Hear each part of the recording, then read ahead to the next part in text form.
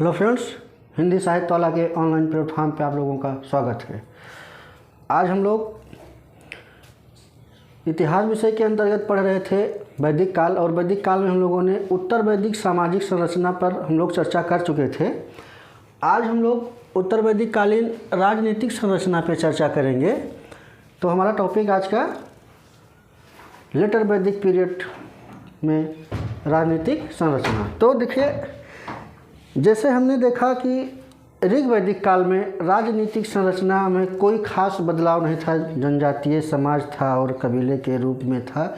इस काल में भी समाज कबीलाई था, लेकिन उसमें थोड़ा परिवर्तन दिखाई हमको पड़ता है। और इन परिवर्तनों को हम लोग जो है कैसे देखेंगे, तो चर्चा करते हैं। देखिए, इस काल में जो कबीलाई संरचना थी वो टूटने लगा था और क्षेत्र आधारित राज्यों का विकास हमको देखने को मिलता है, जैसे कुरु और पांचाल। कुरु और पांचाल जैसे क्षेत्रीय राज्यों का विकास देखने को मिलता है, और राजा की स्थिति पहले की तुलना में जो है अधिक स्पष्ट हुई। वो कुछ बड़ी उपाधियां धारण करने लगा, जैसे सर्वभूमिपति, सर्वजनीन और एकराट। तो वो कौन सी उपाधियां धारण करने लगा? सर्वजनीन, सर्वभूमिपति और एकराट, ये टाइप की उपाधियां राजा धारण करने लगा। और उत्तर वैदिक काल में भी, उत्तर वैदिक कालीन राज्य संरचना में जो एक महत्वपूर्ण परिवर्तन आया इस क्षेत्र में राजा की स्थिति में, देखिए उस काल में जो उत्तर दिशा का राजा होता था उसको जो है विराट कहते थे।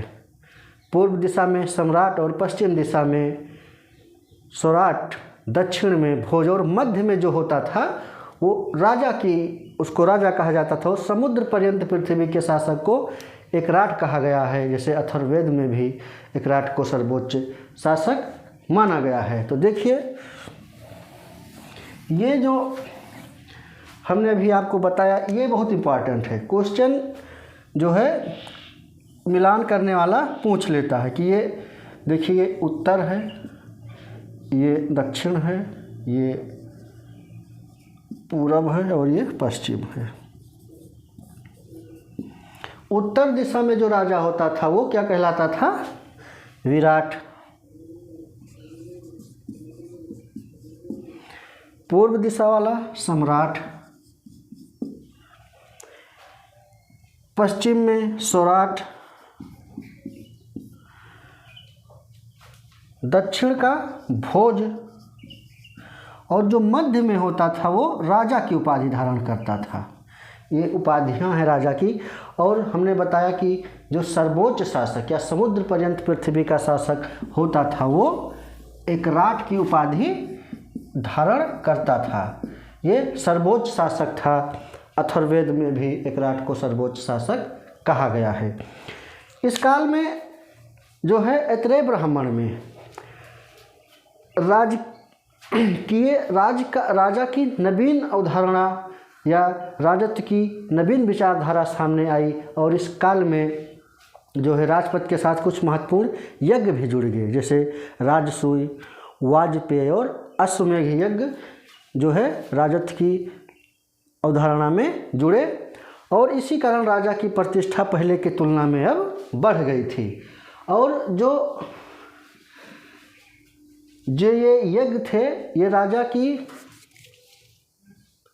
कहीं ना कहीं राजा की शक्ति प्रदर्शन में भी उनकी सूचना हमको मिलती है। जैसे जो राजा राजसूय यज्ञ करता था तो वो दिव्य शक्ति को प्राप्त करने के उद्देश्य से करता था। अश्वमेघ यज्ञ विस्तृत क्षेत्र पे अधिकार करने के लिए होता था। जैसे अश्वमेघ यज्ञ में क्या होता था कि एक घोड़ा जो है राजा की तरफ से छोड़ दिया जाता था, और बताया जाता है कि ये घोड़ा जिस जिस क्षेत्र में जहाँ जहाँ तक चला जाता था वो समस्त क्षेत्र या भूमि राजा की होती थी। अगर कोई व्यक्ति या राजा उस घोड़े को पकड़ता था और उस राजा द्वारा छोड़े गए घोड़ा छोड़ा जाता था जिस राजा के द्वारा, उससे जो पकड़े रहता था घोड़े को उससे युद्ध होता था। जो जीतता था वो फिर उस क्षेत्र का स्वामी होता था।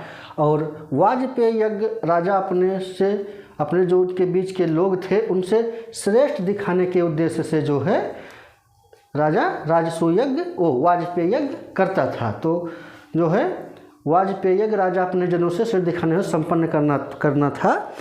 अब जो ये यज्ञ थे वो राजा की पदोन्नति में भी सहायक थे। जैसे वो पदोन्नति में कैसे सहायक थे, जैसे राजसूय यज्ञ हमने भी बताया कि जैसे राजा की उपाधियों को हमने भी बताया, तो इससे राजसूय यज्ञ करने वाला राजा की उपाधि धारण करता था और अश्वमेघ यज्ञ करने वाला स्वराज की उपाधि धारण करता था। वाजपेय यज्ञ करने वाला सम्राट की उपाधि धारण करता था। पुरुषमेध यज्ञ करने वाला विराट की उपाधि और सर्वमेध यज्ञ करने वाला सर्वराट की उपाधि धारण करता था। तो देखिए, राजसूय यज्ञ करने वाला राजा की उपाधि, वाजपेय यज्ञ करने वाला जो है ये सम्राट की उपाधि और अश्वमेध यज्ञ करने वाला स्वराज की उपाधि, पुरुषमेध यज्ञ करने वाला विराट की उपाधि और सर्वमेध यज्ञ करने वाला सर्वराट की उपाधि धारण करता था। अगर हम बात करें तो इस काल में जो है कर प्रणाली तुलनात्मक रूप से विकसित हो चुकी थी या स्थापित हो चुकी थी। अब जब बलि जो था, जो ऋग्वैदिक काल में एक उपहार था, अब ये उत्तर वैदिक काल में एक नियमित कर हो चुका था। इसके साथ ही शुल्क और भाग भी कर के रूप में इनका भी उल्लेख हमको मिलता है। जैसे शुल्क को आप चुंगी भी कह सकते हैं, शुल्क या चुंगी, और जो भाग होता था वो उत्पादन का 1/6 लिया जाता था।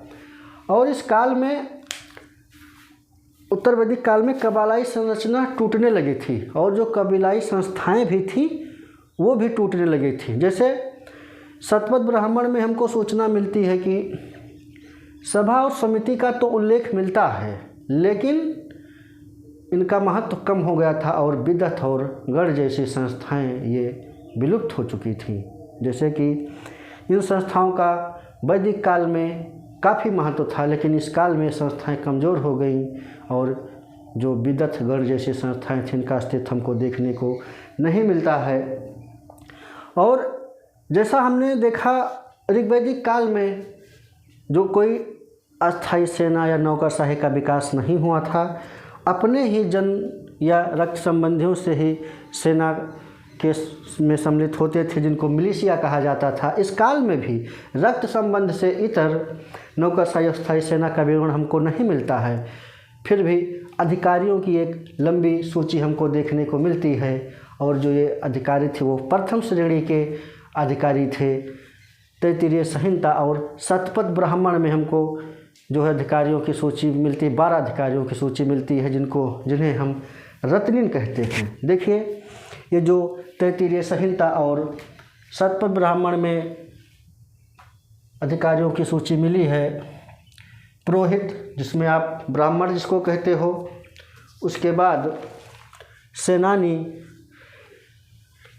ग्रामणी, संग्रहिता जिसको कोषाध्यक्ष कहते हो, छत्ता, द्वारपाल, सूत सेना का प्रमुख और राजकीय कवि भी होता था, भागदूत कर संग्रह करने वाला अधिकारी या इसको आप वित्त मंत्री भी कहते हो, अच्छावाप आय व्यय का लेखा जोखा करने वाला, बावाता प्रिय रानी, प्रवृत्ति पुत्रहीन पत्नी या उपेक्षित रानी, लेकिन ये धार्मिक कार्यों में भाग लेती थी, और महिषी जिसको आप पट रानी कहते हैं, ये भी उस अधिकारियों की सूची में शामिल थी। और राजन्न में मैत्रेयणी संहिता में तच्छा या जिसको आप बढ़ई और रथकार को राजन वर्ग में शामिल किया गया है। तो ये उत्तर वैदिक राजनीतिक संरचना में जो 12 अधिकारियों की सूची हमको देखने को मिलती है कि कहीं ना कहीं उनकी राजनीतिक संरचना के विकास की क्रम को दर्शा रही है। और अगर हम बात करें तो इस काल में जो प्रशासन की सबसे छोटी इकाई वो परिवार या कुल ही बनी रही। और इस काल में लोग जब अस्थाई जीवन एकदम से जीने लगे, अस्थाई रहने लगे, तो इस काल में सबसे सर्वोच्च इकाई के रूप में जनपद का भी उल्लेख हमको मिलता है। और अगर हम देखें अथर्ववेद में देश शब्द का भी हमको उल्लेख हुआ है। और तो इस काल में अगर हम देखें तो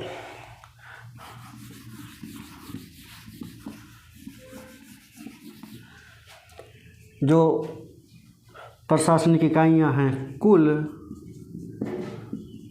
ग्राम, विष, जन और राष्ट्र, ठीक, ये इन इकाइयों का, और राष्ट्र या इनको जनपद भी आप अब इसको रहने दीजिए। तो ये भी बहुत इम्पॉर्टेंट है, पूछ लेता है उत्तर वैदिक काल में या वैदिक काल में जो प्रशासन की इकाई थी उनका आरोही या अवरोही क्रम बताओ। तो ये कुल, जिसको आप परिवार कह सकते हो, कुल, ग्राम, विष, जन, राष्ट्र, तो ये आरोही क्रम में लिखा हुआ। आरोही मतलब बढ़ते क्रम, कुल सबसे छोटी, ग्राम उससे बड़ी, विष उससे बड़ी, जन उससे बड़ी और राष्ट्र सबसे बड़ी। अगर अवरोही क्रम में पूछेगा तो राष्ट्र, जन, विष, ग्राम, कुल। और हमने बताया अथर्ववेद में देश शब्द का भी उल्लेख